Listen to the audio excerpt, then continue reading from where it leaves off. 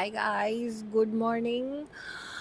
अभी बज रहे हैं सुबह के 10 और मैं उठी थी सुबह 5 बजे। मैंने नमाज़ पढ़ी, फिर मैं जिम गई, फिर मैं वापस आई, मैंने ब्रेकफास्ट किया और मुझे इतनी नींद आ रही थी तो मैं वापस थोड़ी देर के लिए सोई हूँ और अभी 10 बज रहा है एंड 11 बजे आ जाएंगी रेशमा बाजी।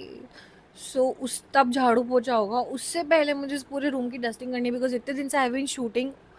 पूरे टाइम कपड़ों के लेबल, मिट्टी हर तरफ, मेकअप बिखरा हुआ है, कुछ चीज़ें पता नहीं गिर गई है। किसी की तो नज़र लगी थी, मेरी पेंटिंग भी रूम की गिर गई थी। कल मैंने उसको भी ठीक कराई तो वो दीवार का चूना भी गिरा हुआ है। सो अब जस्ट वोकन अप, चाय पी रही हूँ मैं। उसके बाद हम करेंगे रूम की सफाई और मैं इतनी गंदी हालत में हो रही हूँ क्योंकि कल रात को मैंने आधा लीटर बालों में तेल डाल रखा था सो दैट ये रूम साफ़ करने के बाद अगर मेरे सर पे मिट्टी गिरती तो वो बालों में, स्कैल्प में न जाए और ये रूम की सफाई करके फिर मैं नहा लूँगी। So let's get started.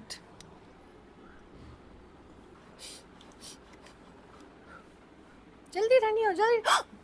सफाई स्टार्ट होने से पहले ही फैलवाड़ा हो चुका था बिकॉज मुझसे चाय गिर गई थी।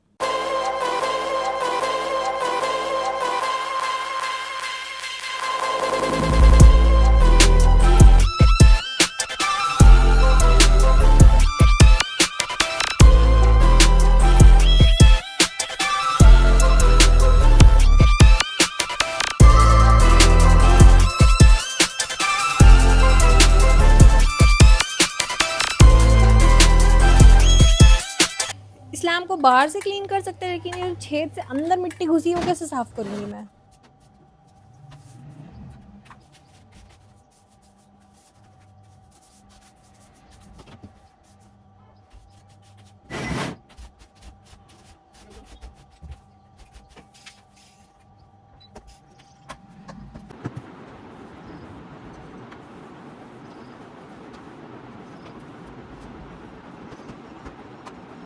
ये अखाड़ा देखने में बहुत ईजी लग रहा है बट जैसे ही मैं ऊपर चढ़ गई थी सीढ़ियों को तो मुझे वैसे ही डर लग रहा था कि मैं गिर जाऊंगी और फिर मैंने नीचे देखा कि मैंने एसी का मेन स्विच बंद ही नहीं किया तो मैंने कहा भाई करंट से कहीं मैं यही चिपकी नहीं रह जाऊँ।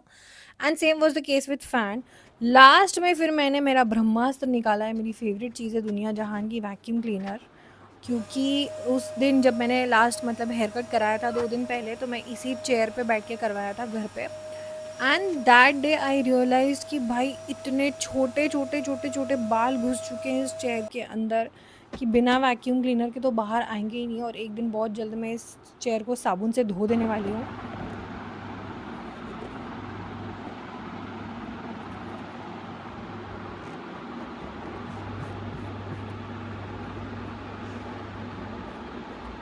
एकदम पूरा रूम का जब झाड़ू पोछा सारी चीज़ें हो चुकी थी तब जाके मैंने बेड को वैक्यूम किया और जायनमाज में भी उस दिन पता नहीं कैसे छोटे छोटे बाल, मिट्टी सब घुस गया था।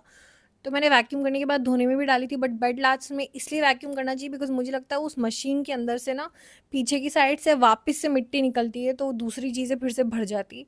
इसलिए मैंने एकदम एंड एंड में बेड को वैक्यूम किया। एंड इफ़ यू फील कि जितनी भी ड्रॉर है, अलमारी है, ये सारी चीज़ें कब मैं साफ़ करूँगी तो भाई मेरे पास एक दिन में तो इतनी ताकत थी ही नहीं। ये 1-2 दिन में जब मुझे नेक्स्ट टाइम मिलेगा तब मैं करने वाली हूँ।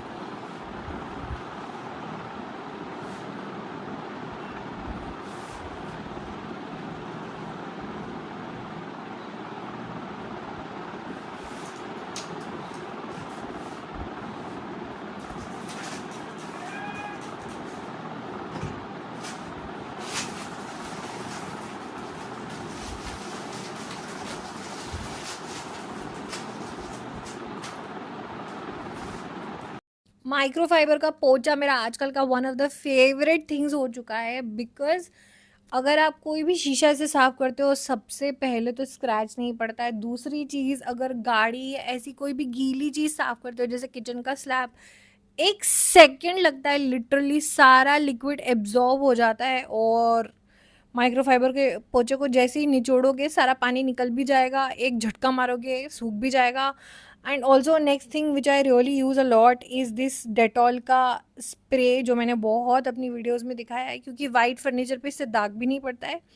एंड सेकेंडली क्योंकि मुझे बहुत ज़्यादा सर्दी ज़ुकाम होता रहता है, मैं छींकती रहती हूँ, खांसती रहती हूँ, तो ये एंटी फ्लू स्प्रे है, मतलब इससे वायरस वगैरह मर जाते हैं।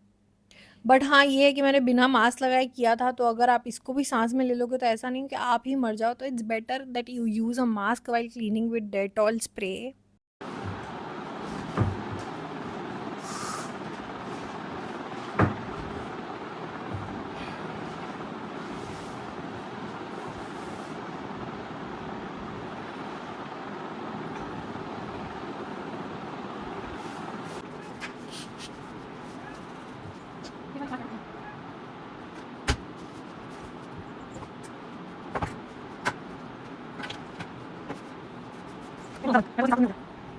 तो गोपी बहन जैसे अहम जी का लैपटॉप धो देती है वो तो मैं नहीं करती हूँ, लेकिन फिर भी मैं बहुत अपने लैपटॉप को कॉलिन से साफ़ करती रहती हूँ, क्योंकि पता नहीं मेरे गंदे हाथों से या खाते हुए, और मैं मूवीज़ भी इसी लैपटॉप पे देखती हूँ, तो खाते पीते शायद हाथ लगते हो पूरा गंदा हो जाता है बहुत ज़्यादा जल्दी।